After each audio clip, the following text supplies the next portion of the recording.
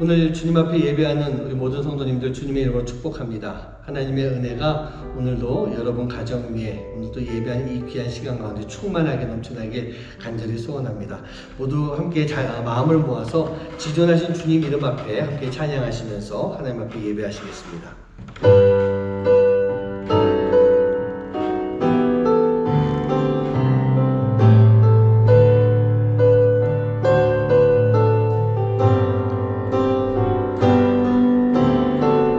지존하신 주님 이름 앞에 모두 무릎 꿇고 다 경배해.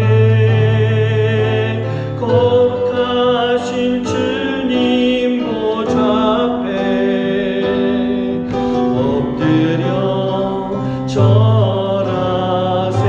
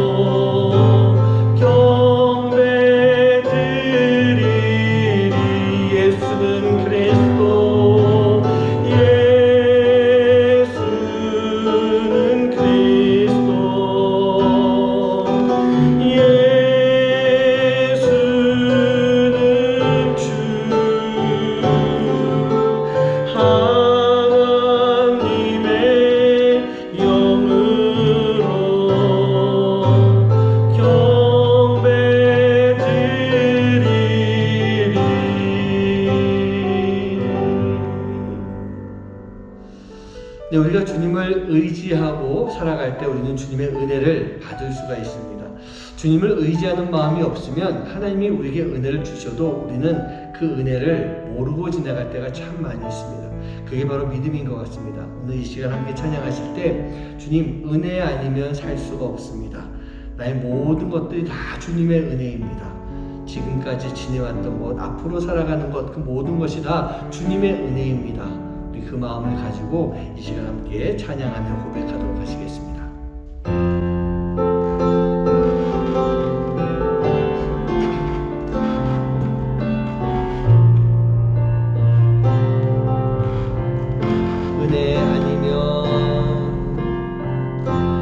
은혜 아니면 살아갈 수가 없네. 호흡마저도 다 주의 것이니 세상 평안과 위로 내게 없어도 예수 오직 예수뿐이네. 은혜 아니면 살아갈 수가 없네. 호흡마저도 다 주의 것이니 세상 평안과 위로 내게 없어도 예수 오직 예수뿐이네. 크신 계획 다 볼 수도 없고 작은 고난에 지쳐도 주께 묶인 나의 모든 삶 버티고 견디게 하시네. 은혜 아니면 살아갈 수가 없네. 나의 모든 것 다 주께 맡기니 참된 평안과 위로 내게 주신 주 예수 오직 예수뿐이네. 우리 다시 한번 찬양합니다. 은혜 아니면 살아갈 수가 없네. 호흡마저도 다 주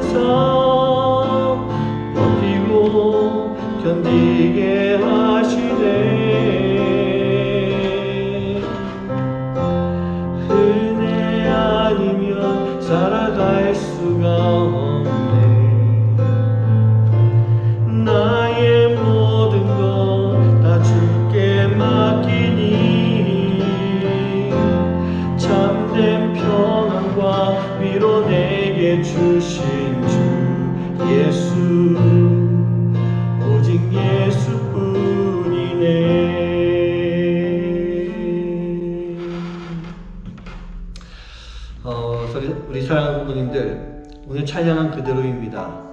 은혜 아니면 내가 살아갈 수가 없었습니다. 은혜가 아니면 주님의 평안과 그 놀라운 은혜들이 우리에게 임하지 못했을 것입니다. 오늘 이 시간 함께 기도하실 때 감사의 기도부터 했으면 좋겠습니다. 하나님, 지금까지 나에게 은혜 베풀어 주신 거 감사합니다. 그리고 이제 앞으로도 내가 그 은혜 주신 하나님을 깊이 의지하며 기도하며 주님을 바라보며 그렇게 살아가는 삶이 되게 해주시고, 오늘 예배 가운데서도 그 하나님의 놀라운 은혜가 충만하게 임하는 귀한 시간 되게 하여 주시옵소서. 그 마음을 가지고 이 시간 함께 기도하도록 하시겠습니다. 기도합니다. 사랑과 은혜 수고하시는 아버지 감사합니다.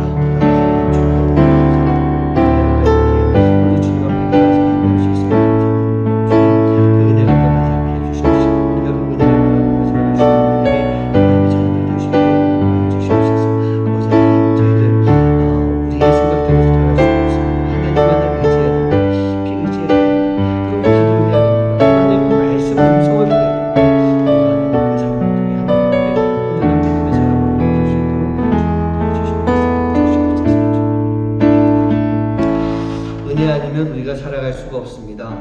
내가 살아가는 모든 시간, 숨 쉬는 것 하나, 그 모든 것이 다 주님의 은혜임을 잊지 않게 해주시옵시고, 오래전부터 내가 태어나기 전부터 나를 위해서 준비해 주신 하나님의 놀라운 은혜, 그리고 앞으로 살아가면서 내가 그 가지고 살아가야 되는 하나님의 귀한 은혜를 늘 생각하며 감사의 마음으로 살아갈 수 있도록 주님 인도하여 주시옵소서.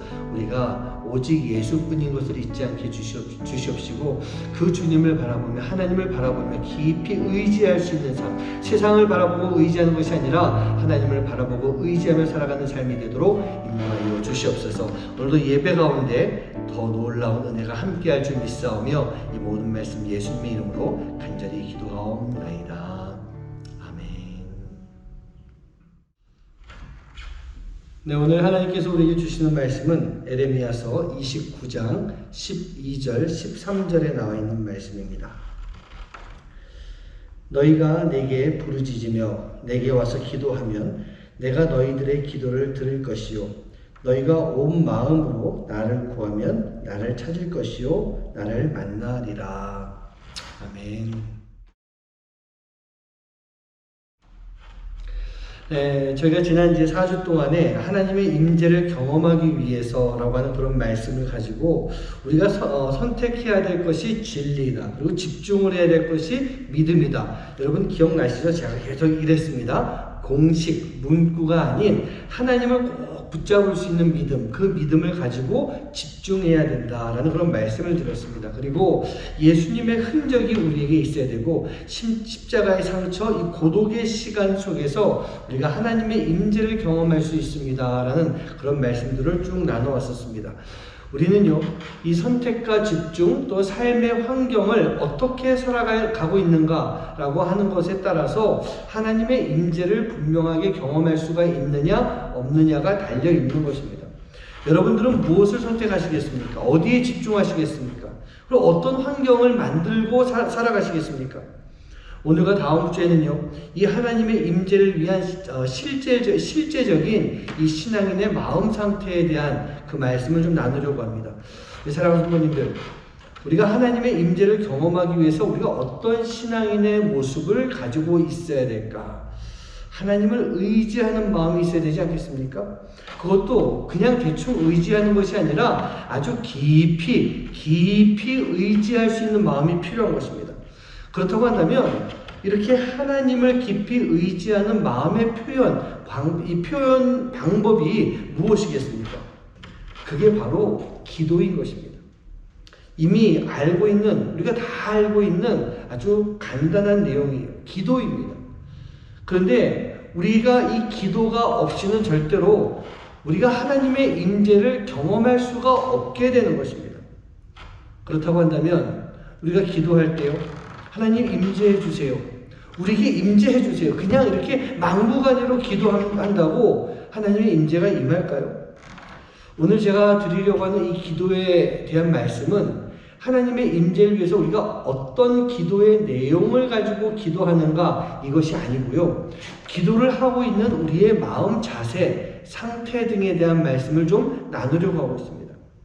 여러분, 제가 먼저 여러분들께 좀 질문을 좀 드리려고 합니다. 우리가 기도를 드리고 있는 이 하나님이 어떤 분이실까요?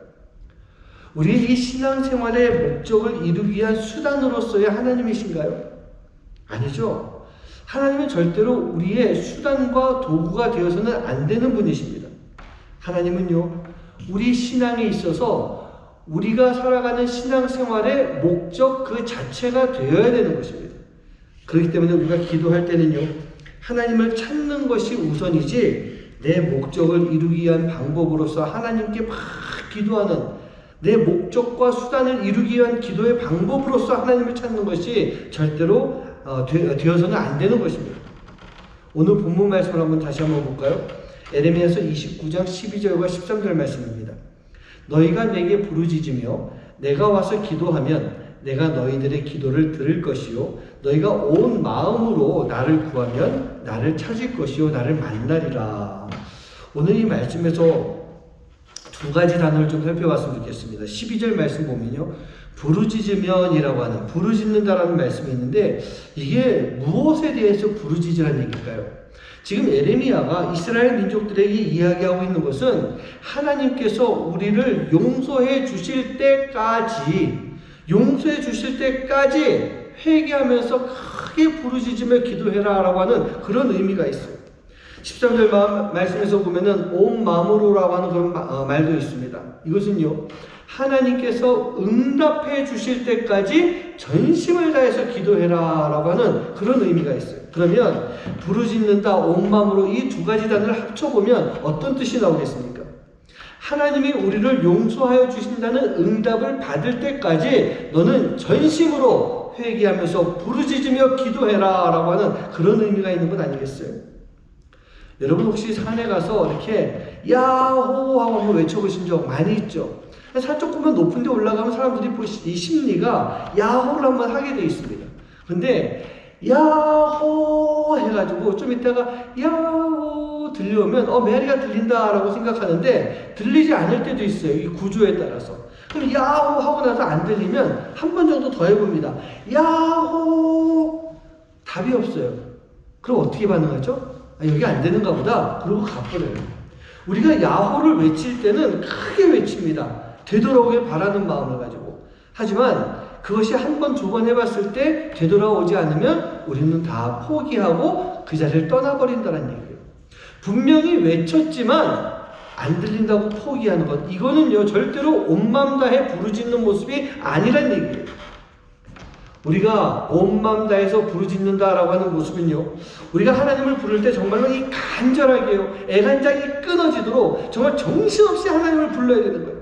우리가 그렇게 막 부르짖으면서 하나님을 부르짖으며 기도하고 있을 때 하나님이 내 뒤에 오셔서 내 어깨를 잡아주시면서 그래 알았어, 내가 여기 있다, 내가 너희 기도를 다 듣고 있다, 내가 너희 기도에 응답해 줄게 라고 하는 하나님의 음성을 들을 수 있을 만큼 우리는 하나님 앞에 온 마음 다해 부르짖으면서 기도하는 모습, 그 정도로 기도할 때 하나님의 임재를 우리가 경험할 수가 있게 되는 것입니다.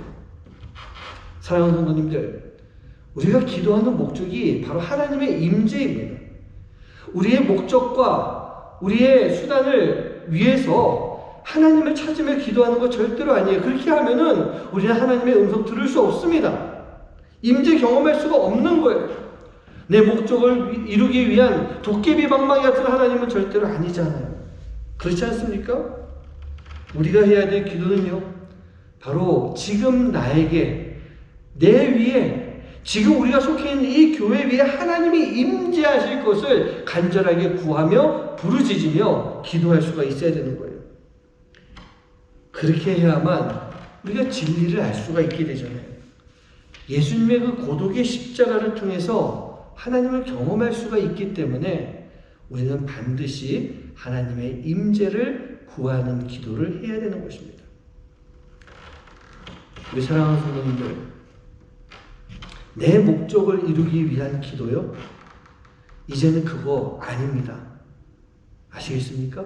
내 목적을 이루기 위한 기도, 그거 아니에요.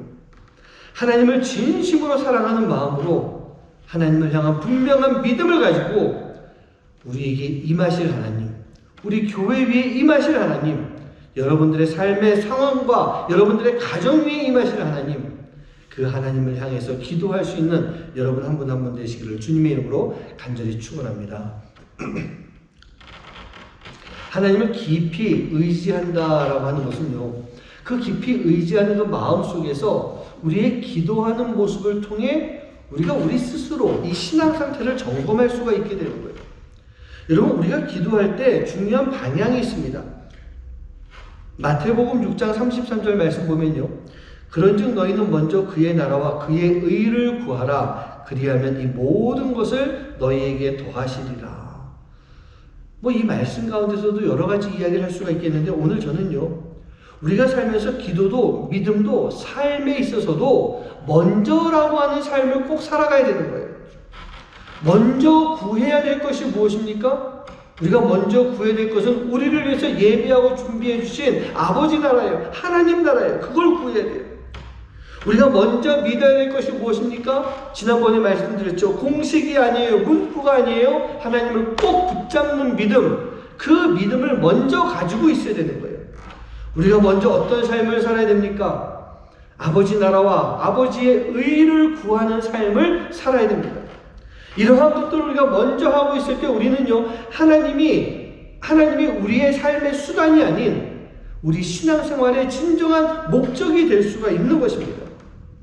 여러분, 목적이라고 하는 것은요, 눈앞에 있는 목적을 바라만 보고 있다고 그것이 목적을 이룰 수 있는 것이 아닙니다. 목적이라고 하는 것은 이 자리에서 눈앞에 있는 것을 향해서 계속 나아가야만 되는 거예요. 그래야만 우리가 그 목적을 이뤄낼 수가 있는 거예요. 사랑하는 성도님들, 우리가 살아가면서 세상을 살면서 세상을 의지하지 말아야 됩니다. 이건 다 알고 있잖아요. 우리가 모두가 다 알고 있습니다. 의지할 필요 없습니다. 의지해서도 안 되는 거예요. 이 세상을 의지하지 않고 살아가는 것, 그게 바로 먼저의 삶을 살아가는 모습이 되는 것입니다. 온전히 하나님만 찾고 온전히 하나님만 의지할 때 우리는 바로 그때 진실한 기도를 할 수가 있고, 하나님이 우리에게 보여주시는 하나님의 기도의 응답을 영적으로 깨달아 알 수가 있게 되는 거예요. 우리가 어떤 중요한 일을 놓고 기도하지 않습니까? 우리가 그렇게 기도할 때 보면은 하나님이 우리에게 예스라고 대답해 주십니다. 우리가 그 예스라고 하는 대답을 받을 때 어떻습니까? 기쁩니다. 감사합니다. 하나님의 은혜에 행복한 그런 삶, 그런 모습을 볼 수가 있습니다. 그런데 때로는 하나님께서 기도에 응답하지 않고 있을 때가 있습니다. 여러분, 이러면 어떻게 합니까? 좀 조급한 마음에 계속 기도를 하거나 그냥 기도하면서 인내하고 하나님의 응답을 기다리는 모습이 있습니다. 표현 방식이 다를 뿐 기다린다라고 하는 공통점은 분명히 있는 것입니다.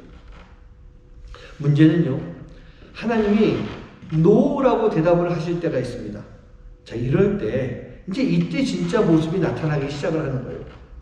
어떤 반응이 나올까? 저는 세 가지 반응이 있다고 생각합니다. 하나는요, 불평을 합니다. 두 번째는요, 그냥 받아들입니다.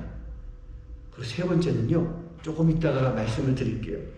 여러분, 먼저 불평하는 사람은 어떤 사람이겠습니까? 이 불평하는 사람들은요, 심한 경우 하나님을 욕을 하고 하나님을 떠나가기도 합니다. 나 교회 안 나와, 교회 안 나와. 아니, 여러분, 교회 안 나오는 게 무슨 그 무기입니까? 때로는 가끔 목사님들에게는 무기가 될지도 모르겠습니다. 목사님에게 대해서는요. 하지만요, 하나님께 있어서는 나 교회 안 나가라고 불평하는 거, 그거 어리석은 일입니다. 이런 성도는요, 분명히 미성숙한 성도란 얘기예요. 하나님이 왜 노라고 하실까? 야고보서 4장 3절 말씀 보면 구하여도 받지 못하고 받지 못하면 정욕으로 쓰려고 잘못 구하기 때문이다 라고 말씀하고 있습니다. 구할 것을 제대로 구하지 못한 것도 문제인데 무엇을 위해서 쓴다고요? 정욕대로 쓰려고, 그리고 구한다는 거예요. 정욕이 가득한 마음으로 하나님의 임재를 위해서 기도한다? 여러분, 하나님 절대로 임하시지 않으십니다. 그런데 그럼에도 불구하고 은혜의 하나님이 나를 사랑해 주셔서 나를 고쳐주려고 임재하셨다 할지라도 우리 안에 정욕이 가득한 마음이 있으면 우리는 하나님의 임재를 절대로 느낄 수가 없게 되는 거예요. 그냥 모르고 지나가는 것입니다. 여러분, 이렇게 구하는 것, 정욕으로 쓰려고 잘못 구하는 이 모습이요, 이게 죄가 됩니다. 자신의 정욕을 위해서 구한다라고 하는 이 말씀, 세번역 성경 보니까요, 자기의 쾌락을 위해서 그렇게 표현하고 있더라고요. 여러분, 내 쾌락을 위해서 뭔가 살아가고 있다면 이거 크리스천으로서 죄 아니겠습니까? 죄인 것입니다. 제가 여러 가지 상황을 한번 생각해 봤어요. 제가 쭉 읽어드릴 테니까 여러분, 이 중에서 혹시 내가 속하는 것이 있지 않을까 한번 점검해 봐야 될 것 같아요. 아까 있었던 말씀처럼 정욕을 위해서 기도합니다. 쾌락을 위해서 기도합니다. 자신의 유익을 위해서 기도하고요. 자신의 욕심을 채우기 위해서 기도합니다. 자신의 탐욕으로, 이기적인 마음으로, 욕망을 가지고, 부패한 심령으로, 타락한 마음으로, 부적절한 것을 위해서 비신앙, 비양심의 마음으로 복음적이지 못한 것을 가지고 자신의 고집대로 나를 높이기 위해서 내가 구한다. 여러분, 하나님 응답하지 않으십니다. 임재하지 않으십니다. 그리고 이러한 것들이 다 죄가 된다는 얘기예요. 혹시 이 중에 나에게 해당하는 것이 있습니까?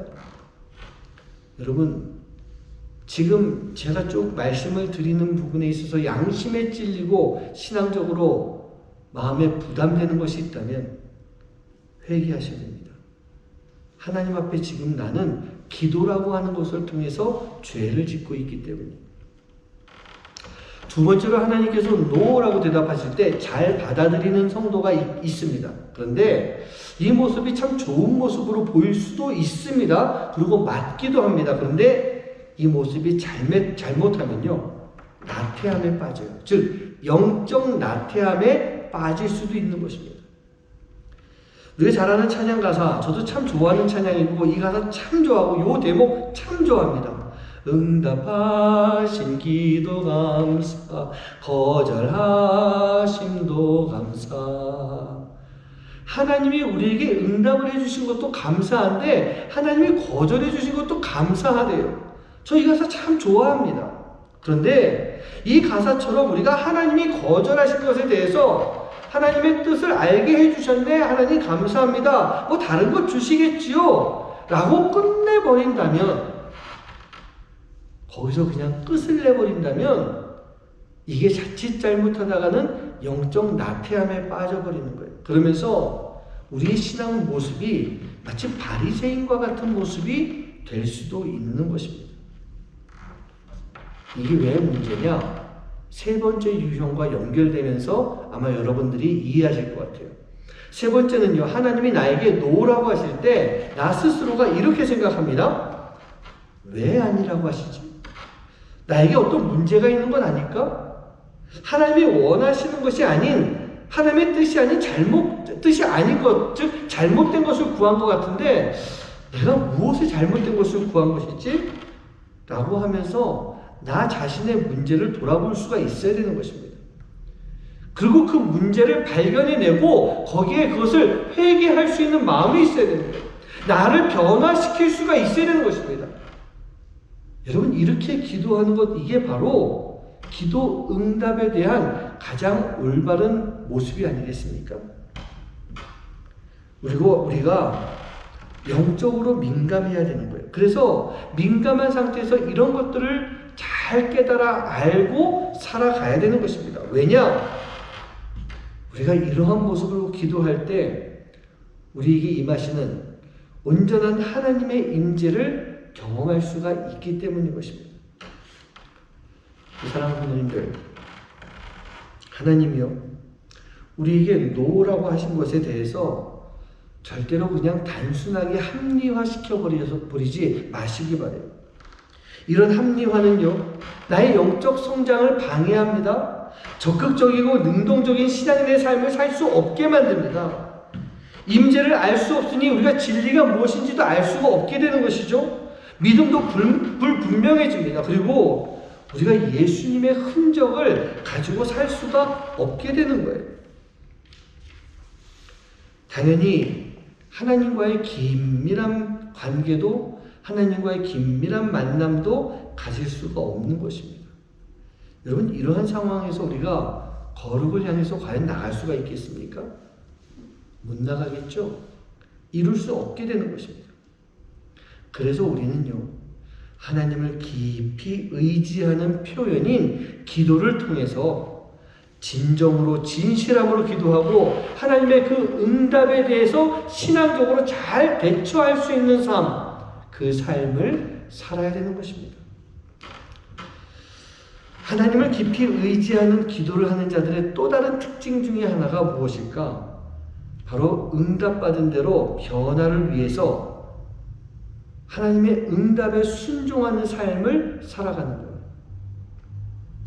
2차 세계대전이 한창이던 때에 미국의 영화 배우이자 시사평론가인 윌 로저스가 이런 이야기를 했었습니다. 전쟁을 막을 수 있는 가장 확실한 방법은 평화회담을 폐지하는 것이다. 그런 이야기했어요. 전쟁을 종식시키기 위한 회담이라고 하는 것은 있어야 되지만 그 회담을 하는 중에도요, 많은 젊은이들이, 많은 민간인들이 막 죽어가고 있는 거예요. 그리고 회담이라고 하는 것이 전쟁의 종식을 위함이기도 하지만 결국 뭡니까? 이 회담을 통해서 이 전쟁의 와중에 우리나라, 자기 나라의 이익을 위한 그런 모습이 우리의 유익을 찾기 위해서 다투고 있는 모습인 것입니다. 말로만 평화를 외치는 그런 모습이 아니라 진정한 평화를 위한 행동이 필요하다라는 그런 말씀인 거예요.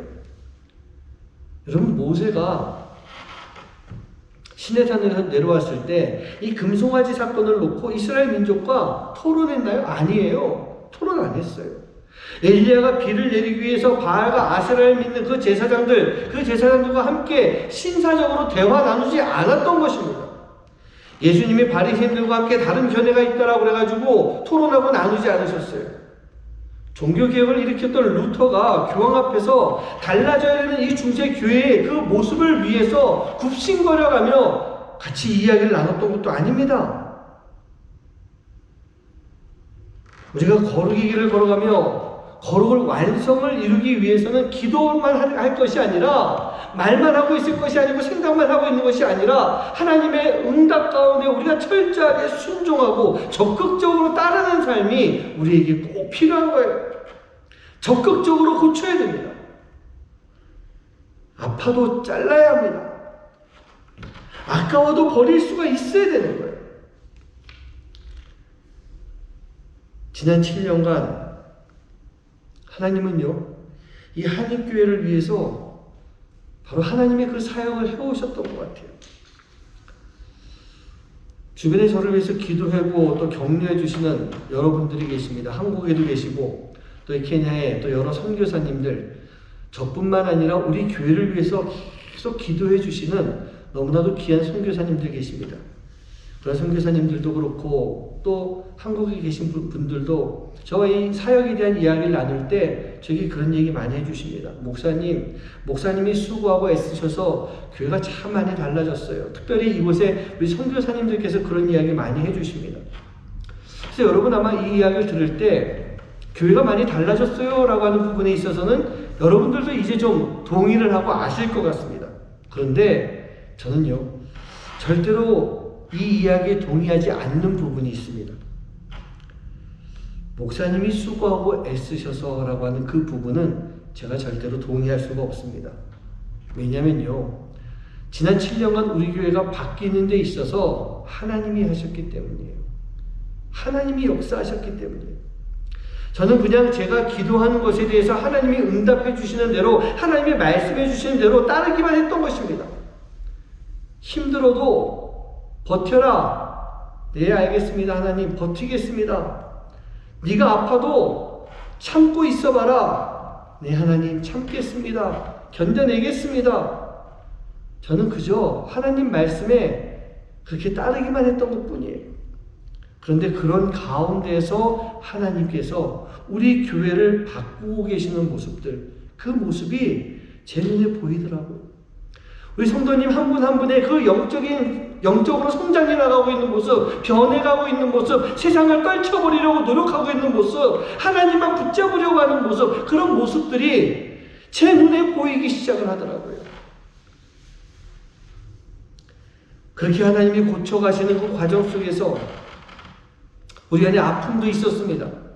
그리고 그 아픔은 지금도 계속되고 있는 모습이기도 하지만 제가 지난번에 그런 말씀 드렸죠. 우리 아버지 하나님은요, 우리에게 상처를 주시는 분이에요. 종기 같은 고름이 차 있으면 째야 됩니다.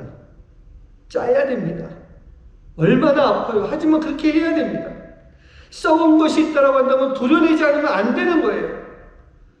우리 하나님께서 그렇게까지 하시면서 우리 교회를 지난 7년 동안 많이 바꿔주셨어요. 물론 이러한 시간들이 우리에게 아픔의 시간이었지만 하나님은요, 그런 시간 속에서 우리 교회를 바꾸셨고 이제 앞으로 바뀌어진 교회를 통해서 더 하나님의 일을 만들어 가시고 역사하여 주실 것입니다. 우리 사랑하는 성도님들, 우리가 이 세상에 썩어져 가는 것들과 함께 하지 말아야 되지 않겠습니까? 하나님의 임재를 위해서는 세상이 아닌 바로 하나님만을 깊이 의지하는 마음이 우리에게 꼭 필요한 거예요. 그 의지의 모습이 바로 기도하는 모습이고, 올바른 기도의 모습은 기도를 할 때나 기도의 응답을 받았을 때나 언제나 하나님의 뜻을 따르며 하나님을 경외하는 것이에요. 그리고 하나님의 그 진리를 따르면서 살아가는 것, 그게 바로 올바른 기도하는 사람의 모습인 것입니다. 올바른 기도 모습인 거예요. 그렇게 기도하고 있을 때 하나님이 우리에게 임하여 주시는 것입니다. 1500년대 프랑스의 철학자인 몽테뉴가 이런 말을 했습니다.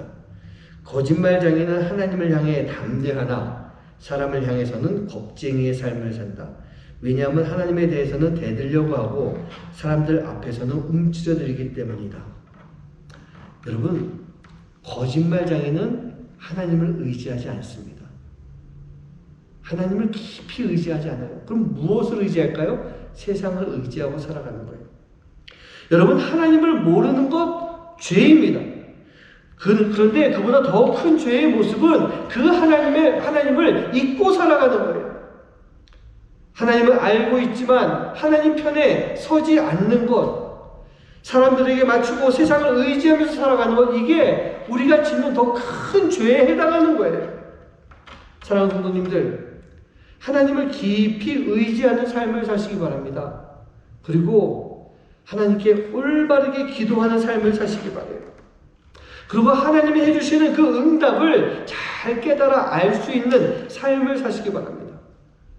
그리고 받은 응답에 있어서 내 삶을 통해 행하는 삶, 내 삶 속에서 행하여지는 그런 삶을 살 수 있는 여러분 되시길 간절히 소원합니다. 바로 이러한 기도의 삶, 영적인 삶을 살 때 우리에게 하나님이 임재하시는 거예요. 이런 기도의 삶, 영적인 삶이 아니라 세상을 의지하고 세상 사람들과 함께 살아가고 하나님을 모르고 살아가고 있다고 한다면 하나님은 우리에게 임재하지 않으시는 것입니다. 우리는요, 우리에게 임재하신 하나님, 그 하나님을 느끼며 올바른 신앙생활을 잘 감당해야 되는 거예요. 사랑하는 성도님들, 하나님을요 깊이 의지하시기 바라요. 그런데 그 의지하는 것이 그저 생각만 하는 것이 아니라 우리의 삶에서요 올바르게 나타날 수 있는 모습이 되어야 돼요.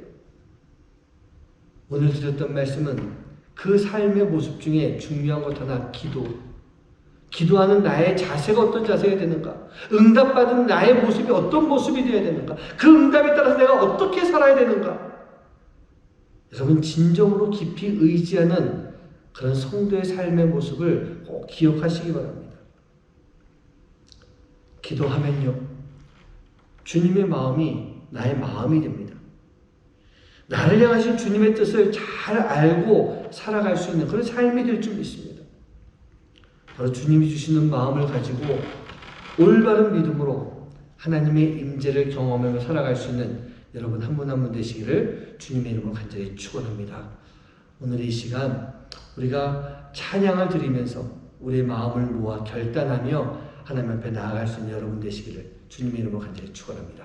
함께 찬양하시겠습니다.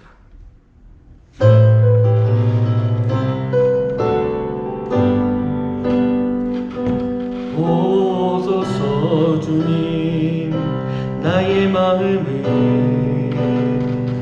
선한 것 하나 없습니다. 그러나 내 모든 것 주께 드립니다.